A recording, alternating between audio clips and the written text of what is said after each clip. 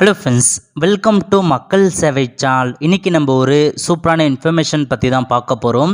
அதாவது தமிழக அரசு சார்பில் தமிழகத்தில் புதிதாக நலவாரியம் தோற்றுவிச்சு அதுக்கான புதிய வெப்சைட் கொண்டு வந்திருக்காங்க. இப்போ இதை பற்றின மொத்த இன்ஃபர்மேஷன் தான் இந்த வீடியோ பார்க்க போகிறோம். இந்த வீடியோ ஸ்கிப் பண்ணாமல் ஃபுல்லாக பாருங்கள். அது மட்டுமல்ல, இந்த வீடியோ நிறைய பேருக்கு ஷேர் பண்ணுங்க. தமிழக அரசு வெளியிட்டுள்ள செய்தி வெளியீடு தான் 7/3/2024 அன்னைக்கு தான் அந்த செய்தியை வெளியிட்டிருக்காங்க. இப்போ இதில் என்ன சொல்லியிருக்காங்க அப்படின்றத நம்ம முழுமையாக பார்த்துடலாம். ஓகே, அதாவது கம்பிவட தொலைக்காட்சி தோழர்கள் நலவாரியம் என்பதனை தமிழ்நாடு கேபிள் டிவி ஆப்ரேட்டர்கள் மற்றும் தோழர் நலவாரியம் என பெயர் மாற்றம் செய்து 13/1/2024 அன்று அரசாணை வெளியிடப்பட்டதுன்னு சொல்லியிருக்காங்க.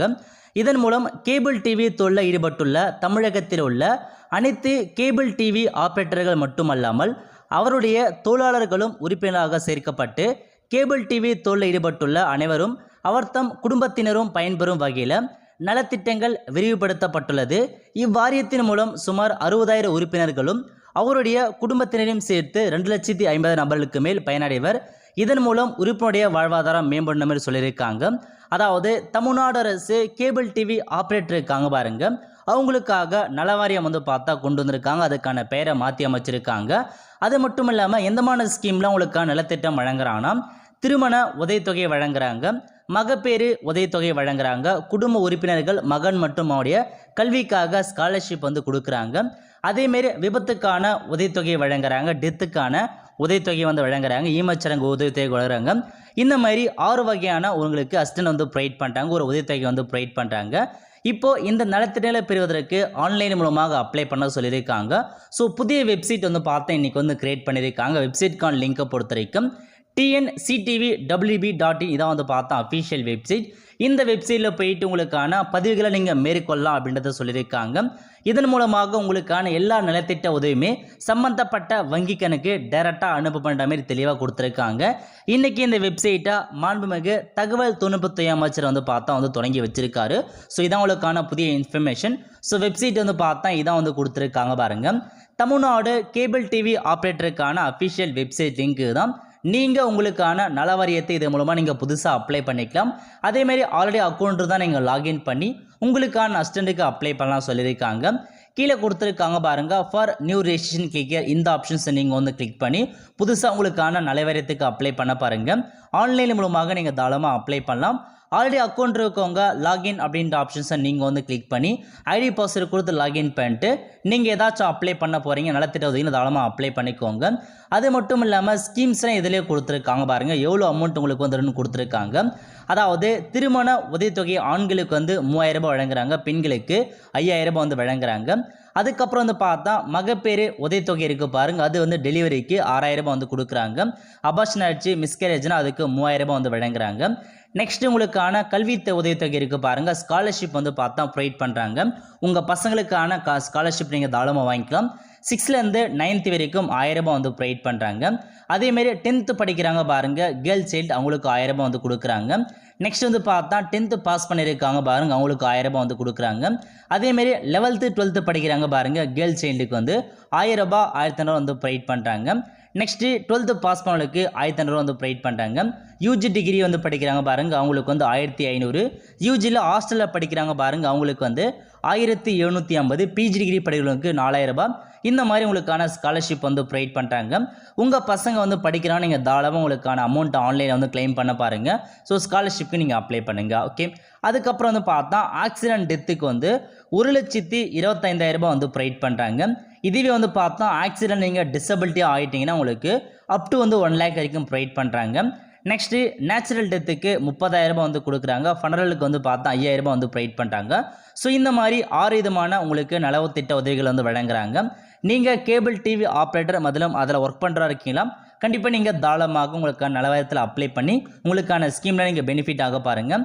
அது மட்டும் இல்லாமல் இது சம்மந்தப்பட்ட நோட்டிஃபிகேஷன் வந்துச்சுன்னா நோட்டிஃபிகேஷன் அப்படின்ற ஆப்ஷன்ஸை நீங்கள் கிளிக் பண்ணிங்கன்னா எல்லா அப்டேட்டுமே உங்களுக்கு ஓப்பன் ஆகிடும். அதுக்கப்புறம் கீழே கான்டாக்டேஷன் கொடுத்துருக்காங்க பாருங்கள்.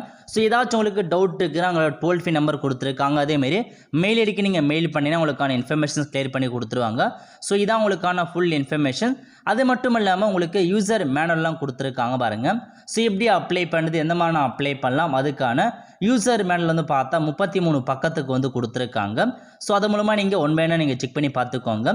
இதில் கொடுத்துருக்காங்க பாருங்க, நியூ ரெஜிஸ்ட்ரேஷன் எப்படி பண்ணலான்னா, ஸோ இதில் போயிட்டு ஃபஸ்ட்டு மொபைல் நம்பர் கொடுத்துக்கோங்க. கொடுத்துட்டு கேப்சா என்ட்ரு பண்ணிட்டு வெரிஃபை அப்படின்ற ஆப்ஷன்ஸை நீங்கள் வந்து கிளிக் பண்ணிங்கன்னா நீங்கள் கொடுத்த மொபைல் நம்பருக்கு வந்து பார்த்தா ஓடிபி வந்து சென்ட் ஆகும். ஸோ அந்த ஓடிபி நீங்கள் அப்படியே பார்த்து என்ட்ரு பண்ணதுக்கப்புறம் ஸோ சமர்ப்பிக்க அப்படின்ற ஆப்ஷன்ஸை நீங்கள் வந்து கிளிக் பண்ணதுக்கப்புறம் உங்களுக்கு வந்து பார்த்தா ஸோ இந்த மாதிரி தான் ஒரு வந்து பேஜ் ஓப்பன் ஆகும்.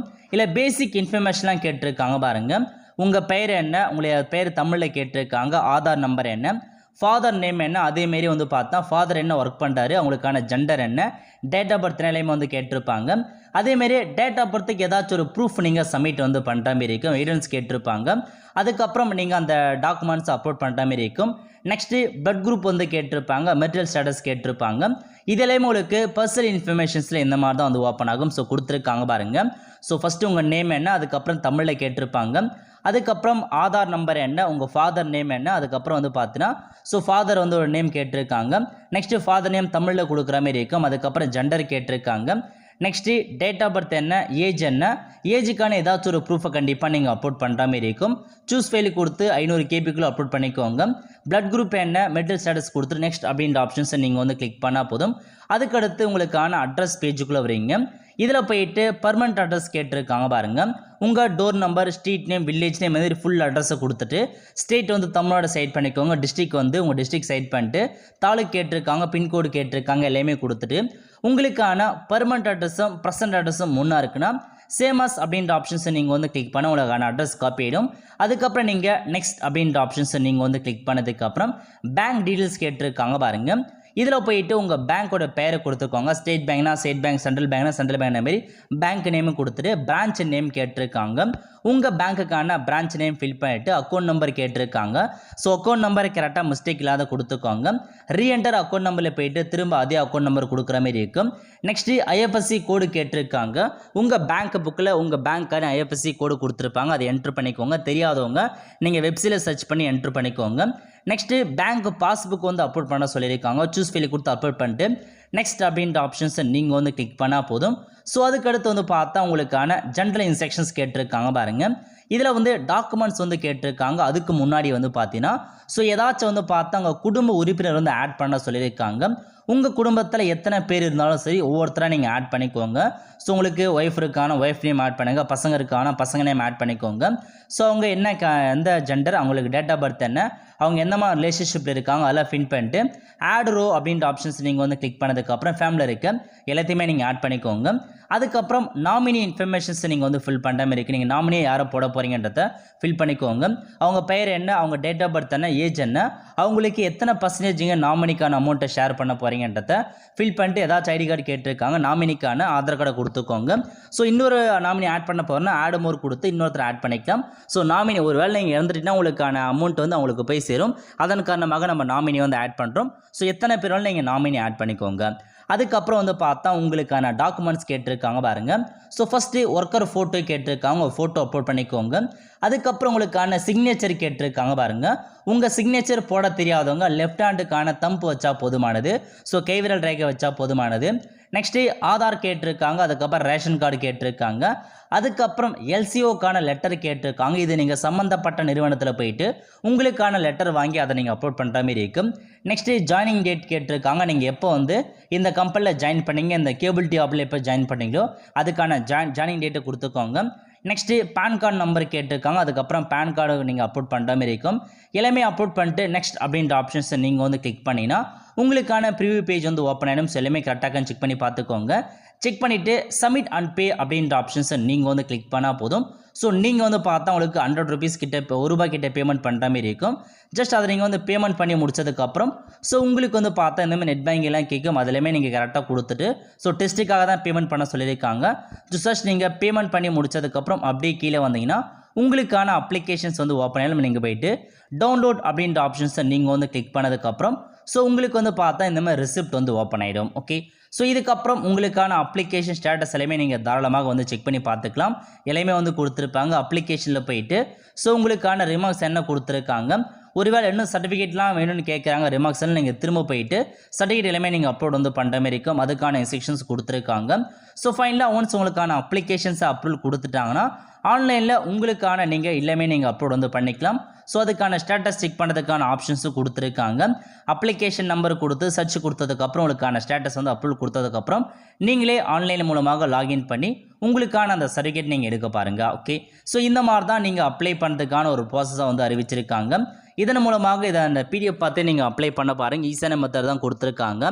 நார்மலாக நலவாரியம் எப்படி இருக்கோ சேம் அதே மாதிரி தான் கொடுத்துருக்காங்க. அதேமாரி நீங்கள் இதை பார்த்து அப்ளை வந்து பண்ண பாருங்கள். அவ்வளோ ஃப்ரெண்ட்ஸ், கண்டிப்பாக இந்த பிடிச்ச லைக் பண்ணுங்கள். அது மட்டும் அல்ல, இந்த வீடியோ நிறைய பேருக்கு ஷேர் பண்ணுங்கள். அடுத்த ஒரு நல்ல சந்திப்போம். நன்றி, வணக்கம்.